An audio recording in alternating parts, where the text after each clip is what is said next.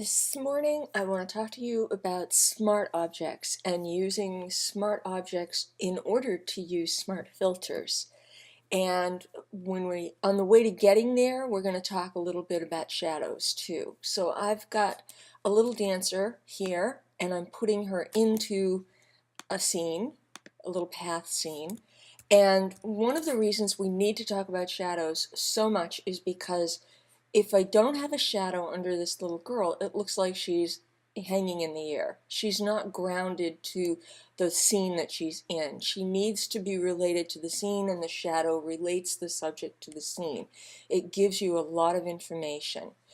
So let's go ahead and put a drop shadow on her, and I'm not going to pay any attention to the settings unless they're way off.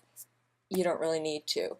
All you need to do is make the drop shadow, then come back and hold down your control key on the Macintosh, not the command, the control key on the Macintosh, or right click on drop shadow, go down to create layer. Don't worry about the dialog box. You need to go to that drop shadow layer right there.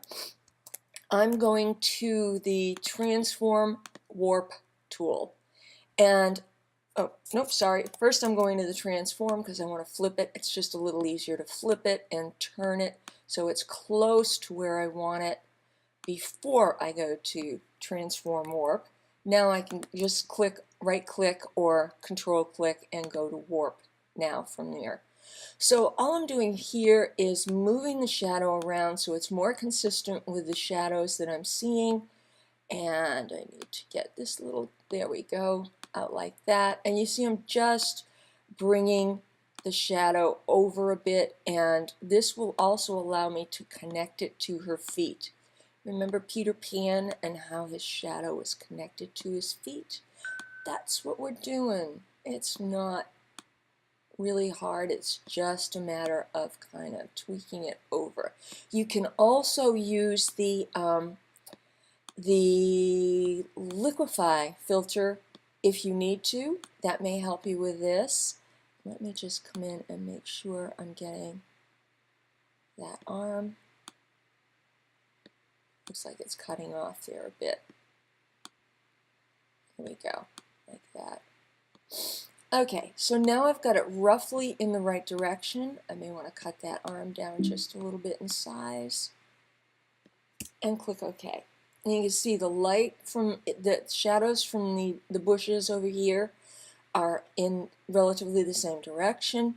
So now what I want to do is I want to create a way to make that shadow less visible and more fuzzy at the same time as we go away from the little girl.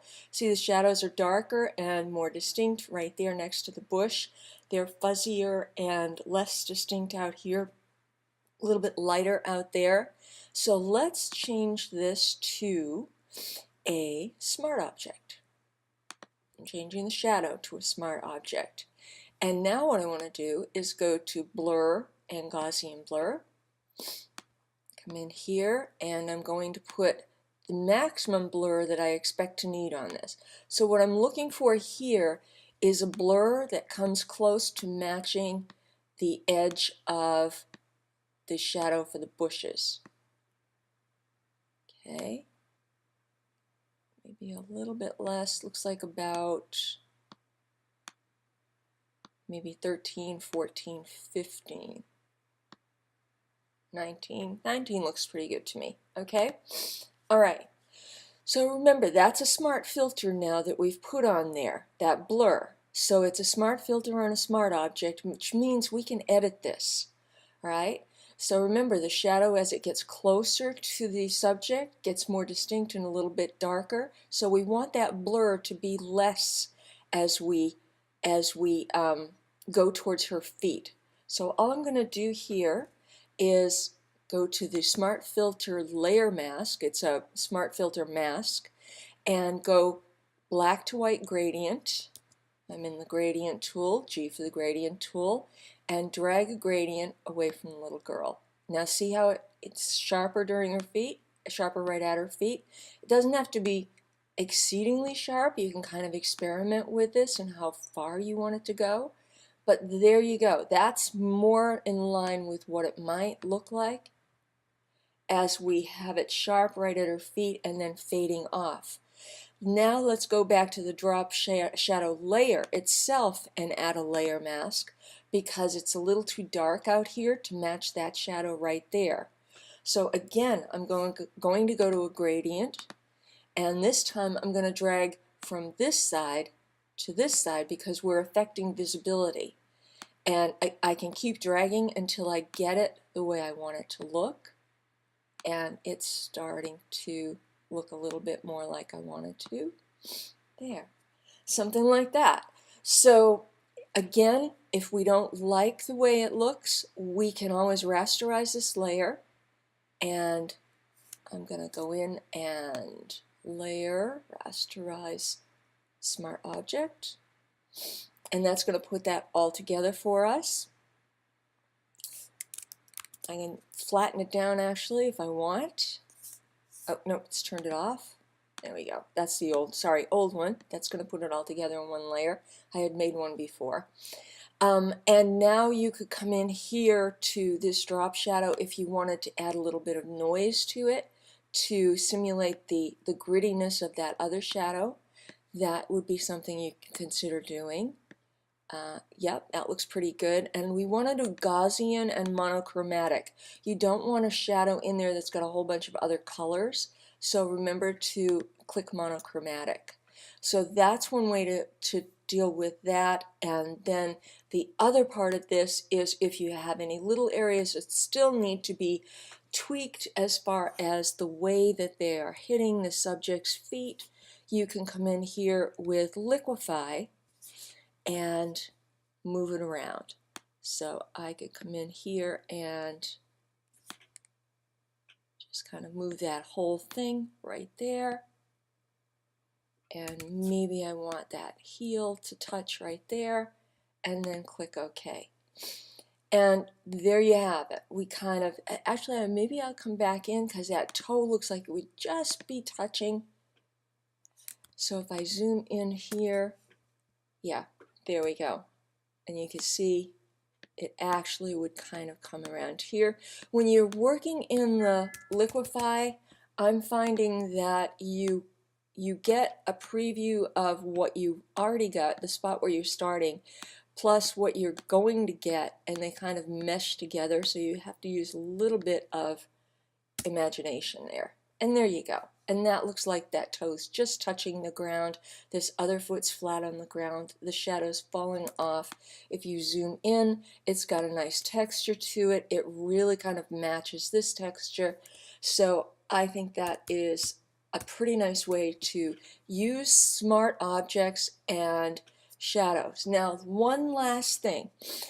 When you look at what happens when you take a photograph, and this photograph was taken at a very high f-stop, about f16 or f22.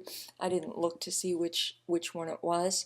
Not sure if my info will have that or not. Lens, 50mm lens, and oh, it's actually taken at f4, so it wasn't that high.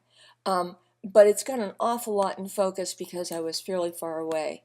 All right, so prime lens, everything's in focus. If you want to create the sense of distance, remember, I'm going to change this to a regular layer so I can change this to a smart object. And in case I need to add any filters to it, which I'm going to do, I'm going to come in here and go blur and Gaussian blur, or you could come into the blur gallery and do a field blur. That's a kind of a different blur.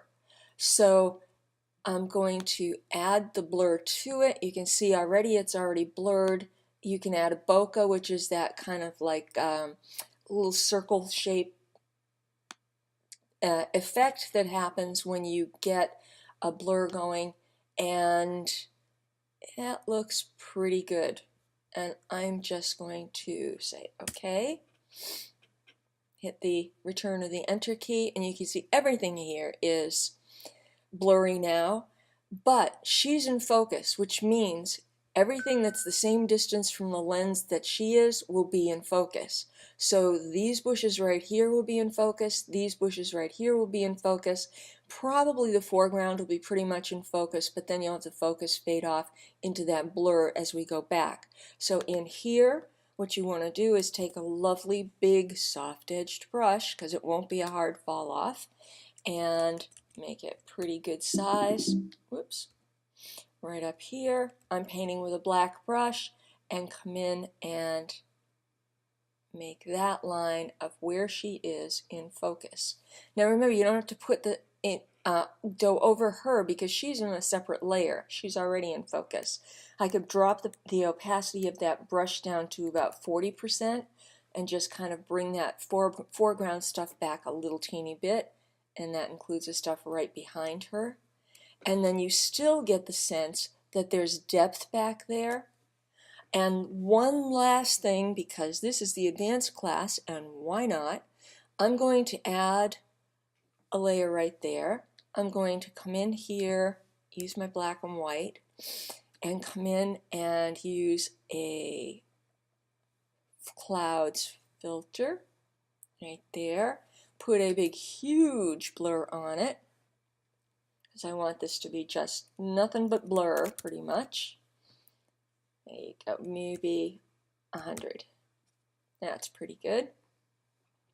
I'm going to tell it to be lighten mode, so it only shows up where it's lighter, and then put a layer mask with a gradient on it, and come in here with the gradient from bottom to top so that it fades off that way.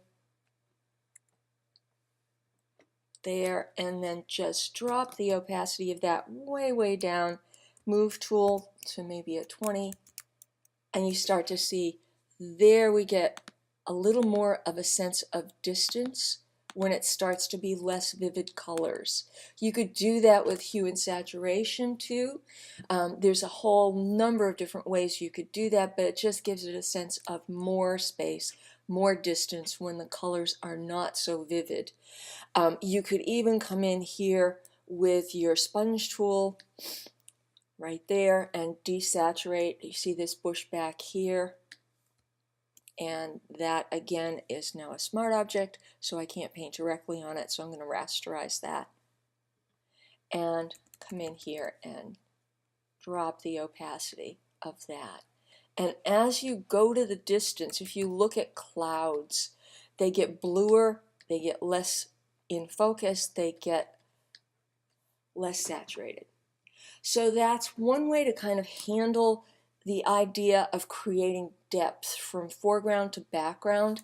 But remember the plane of the focal length, the plane of things, speaking as a vertical panel of glass that goes through your scene. If I were to make a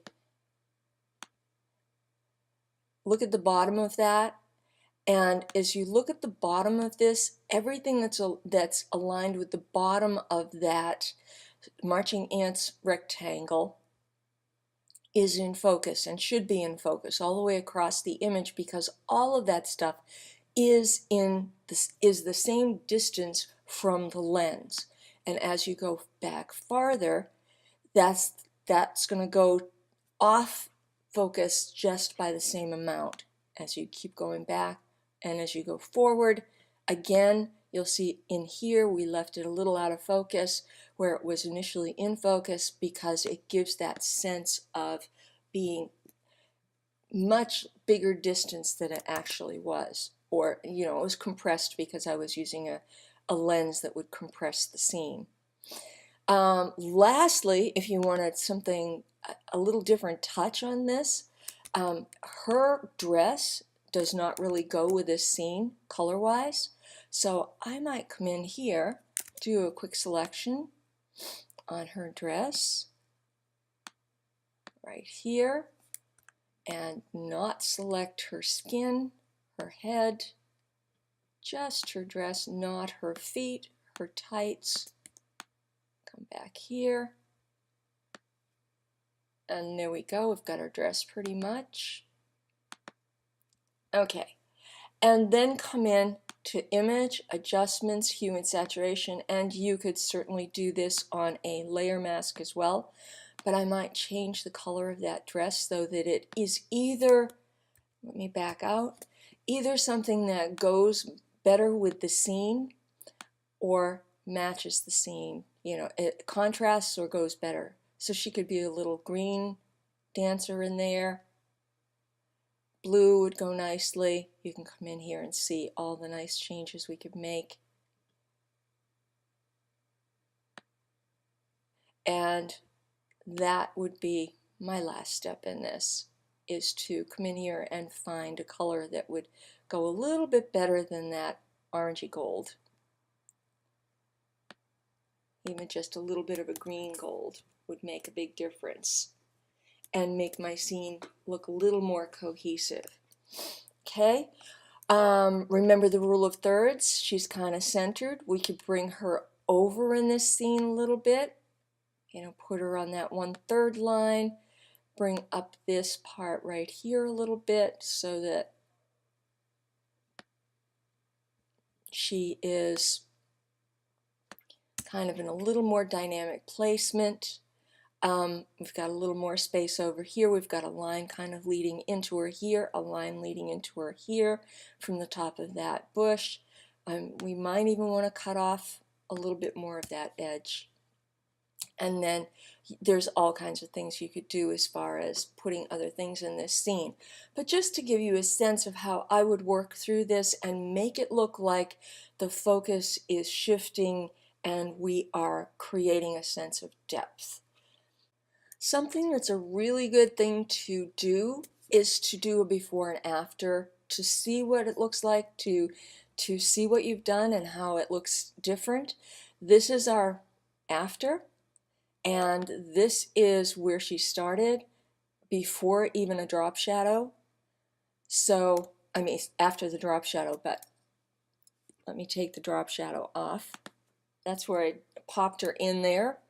So you can see the difference when you come in here and add a drop shadow, and then when you start changing the color and adding the depth, it makes such a difference. It really looks a lot more like she actually was in the scene. Okay, so that's why we need to pay attention to the shadows that are already in the scene. That's why we need to create a shadow. Even if you start from the drop shadow, remember to create that layer and then manipulate your drop shadow so that it falls the way a real drop shadow would fall. And there are times that's just not going to work. You have to paint one in. If you've got a car sitting on top of pavement, using a drop shadow is not going to help you very much because it's just absolutely the wrong shape. You're going to end up, chances are, drawing in a drop shadow or painting it in. And it's not that hard. It's just black paint on a separate layer and then put it in underneath the car. So that is the lesson on creating depth and using drop shadows to ground things, and I hope you have fun with it.